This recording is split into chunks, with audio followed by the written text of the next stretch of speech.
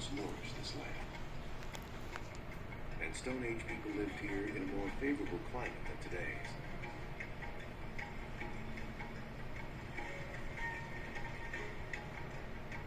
If they hunted, we're not certain how. Any wooden clubs or sharpened sticks have long disappeared.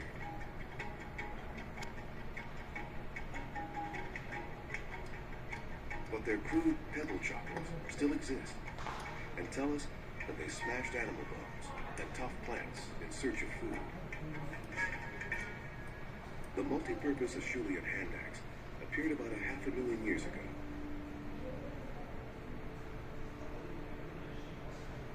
There were other tools as well.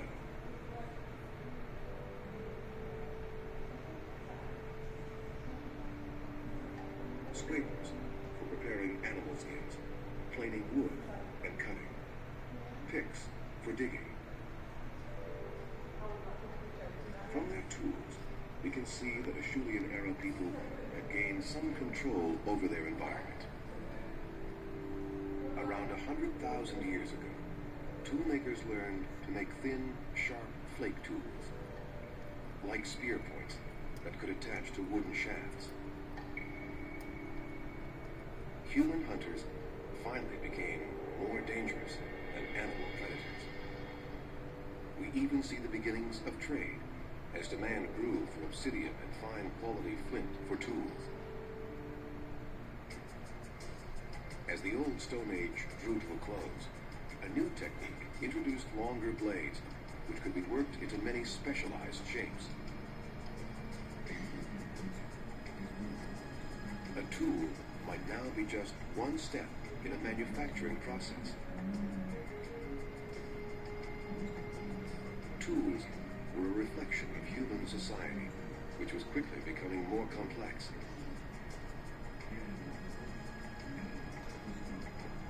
Approximately 10,000 years ago, the Old Stone Age ended, and the first art appeared, a new way for stone to tell the story of the people who used it.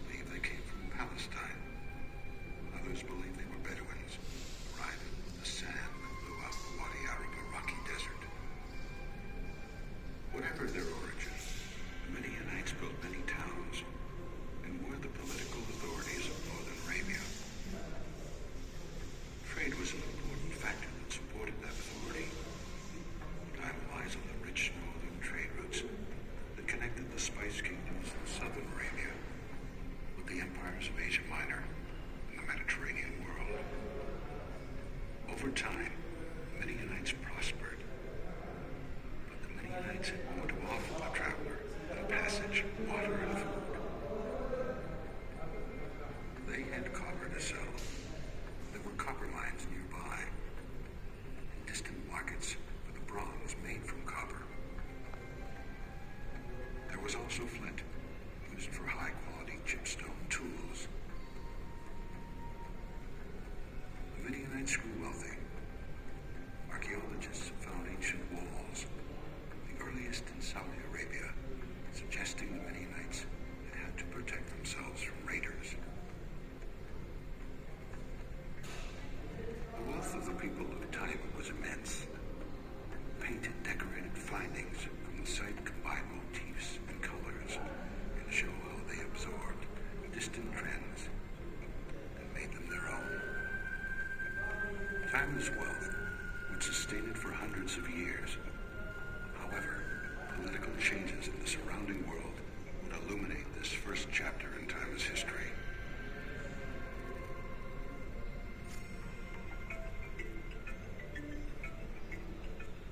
Empires arose and fell in the time between the middle of the second millennium and the first. But it was the collapse of the nearby Neo-Babylonian kingdom that brought the most significant change to Taima's archaeological record.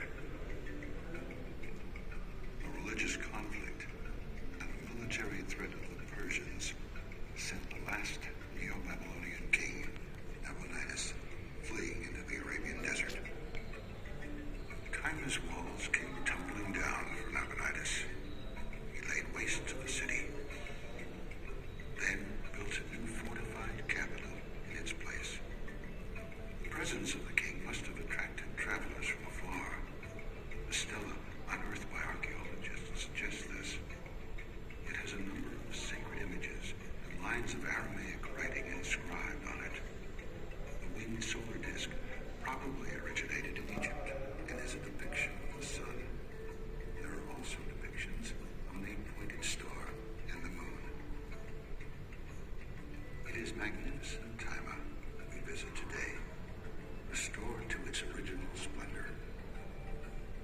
We see it as it might have been seen by the weary traveler arriving at its gate, seeking refuge from the blistering heat of the desert.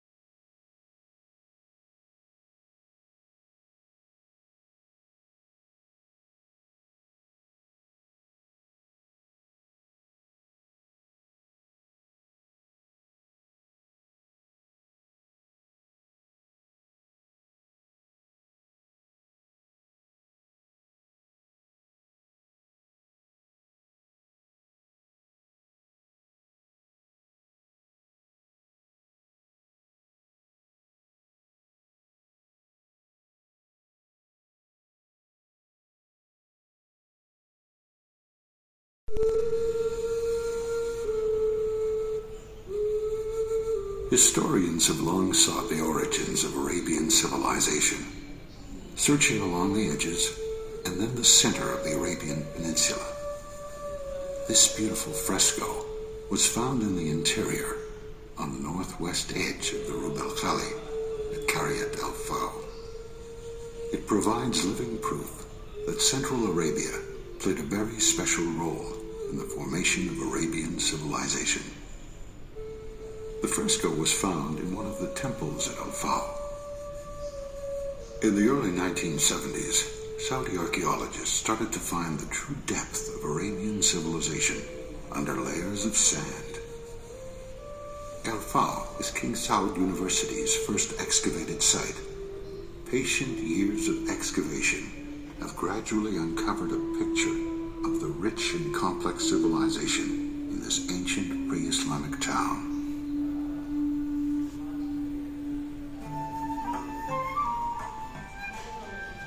Al-Faw's history, which stretches from the end of the 4th century BC to the beginning of the 4th century AD, is bound up in the complexities of its strategic position. It was the first capital of the Kinda Kingdom. It was connected to the cultures around it, including Persia, the civilizations of the Fertile Crescent, the Mediterranean, East Africa, and as far away as India.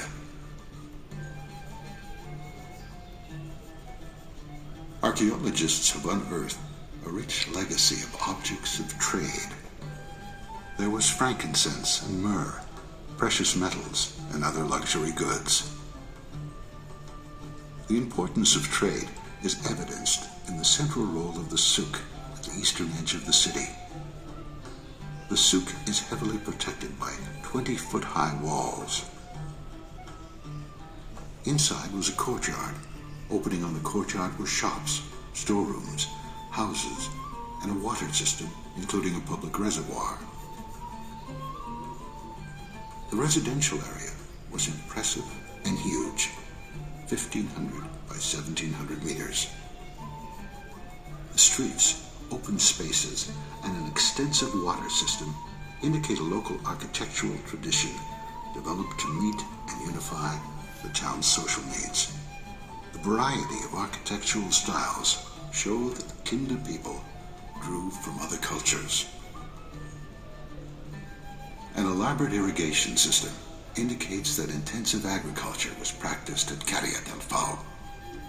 The residents dug wells and canals and used both animal and human refuse to fertilize their fields. Al-Faw also had many temples, suggesting that surrounding tribes traveled to the city for worship. North of the city and west of the souk lies a temple. It contains a rectangular hall where offerings were made to Qaryat al-Faw's local deity. Here people brought offerings, as was the custom in pre-Islamic Arabia. The signs of a vibrant, sophisticated local culture were found everywhere. Carvings and pictures show people dancing, picking fruit, riding horses in battle, and hunting. The design of houses and tombs reflect a society divided into social strata: the royals, the aristocrats, and the common people. The many inscriptions on its walls, wood and metal objects, and marble statues indicate the special importance of writing in Al-Faw. The dominant script was Musnad, the most common in the southern Arabian Peninsula.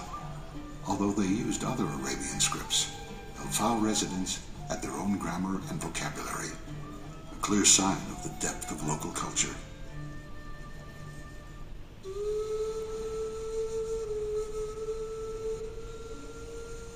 Among the ruins, the archaeologists from King Saud University are still unearthing the complex beauty of Qaryat al-Faw.